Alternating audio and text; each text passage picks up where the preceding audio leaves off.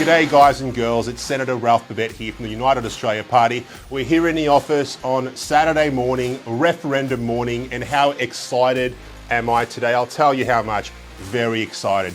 I just flew in last night. I just got back from a delegation from Nepal and India where we were talking about trade, and I've come back last night and I'm raring to go. I'm a little bit sick, my voice is a bit hoarse, but I'm very excited to get this referendum done and dusted and out of the way. So without further ado, let's get out of here, let's leave the office and let's get over to my local polling booth.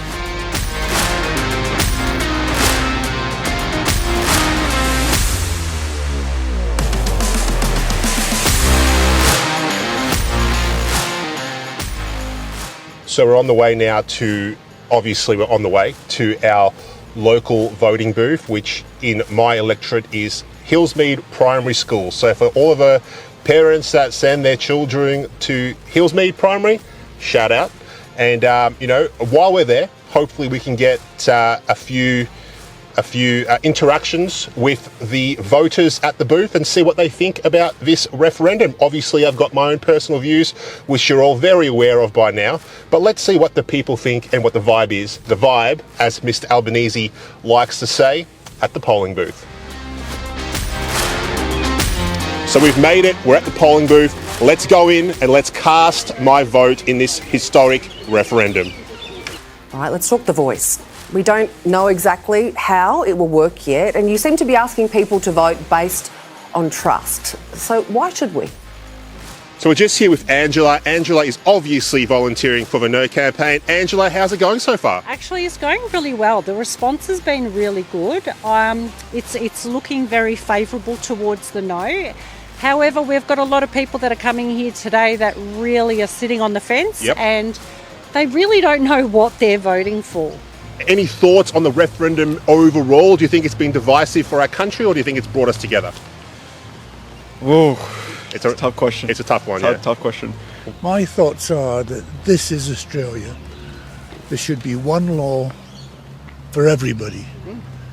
It shouldn't be a party that gets a second.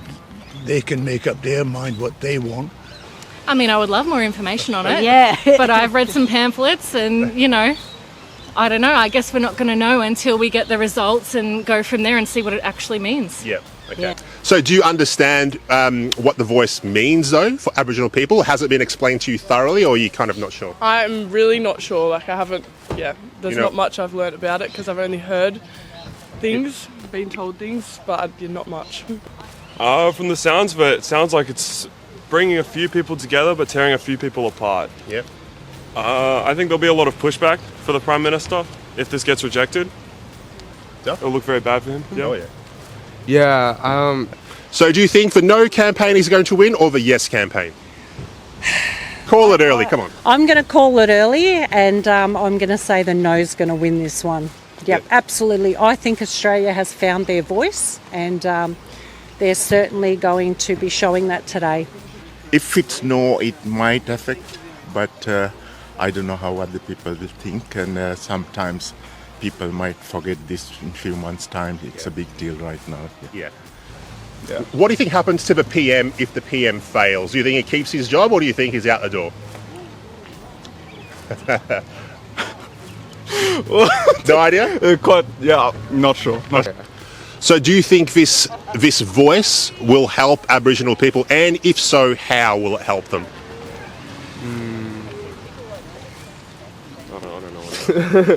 My recommendation is really young. I don't know enough. I think I need to do more research on that. It's just like... All right, so thank you for chatting to us today. How do you feel it's all going? Do you think that the voice has brought the country together, or do you think that it's divided us and now everyone's, at each other's throats? What do you think? I would hope that it has brought us together. Yep. And I think that that's exactly what's going to happen. Okay, good. You're so racist. You racist. Sorry, what else did you call me before that? And you are a racist. Don't you dare Get out of the way. You just grabbed my phone and assaulted me.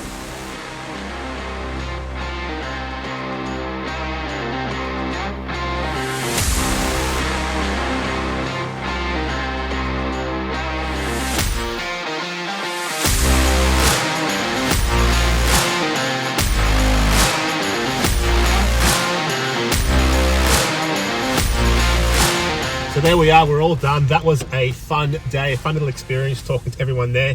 So now we're on the way to Rukshan's studio where we're going to go live tonight with the results of the referendum. So check back with you at Rukshan's. G'day everyone, so we've finally made it. We're here at the Rukshan studio. Rukshan, is it called the Rukshan studio? It can be called the Rukshan. The Rukshan studio. Avi won't like that. We're about to go live on the podcast. So it's not an opposition podcast tonight. It's a referendum podcast. Referendum podcast. So check it out. Head on over to Rukshan's social media, my social media. It'll be a very, very good one. Catch you later. Have a great day. But, you know, Mr. Albanese needs to own this one.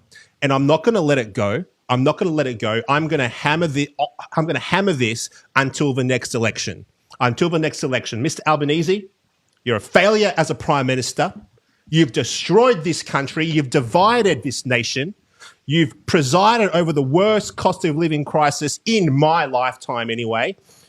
Cost of fuel is up. People can't afford to pay their rent, if they can even get a place to rent. Cost of living is out of control. You're bringing in, a million approximately migrants into the country when we don't have the infrastructure to support it. By the way, I support migration. I'm an immigrant myself, but not like this.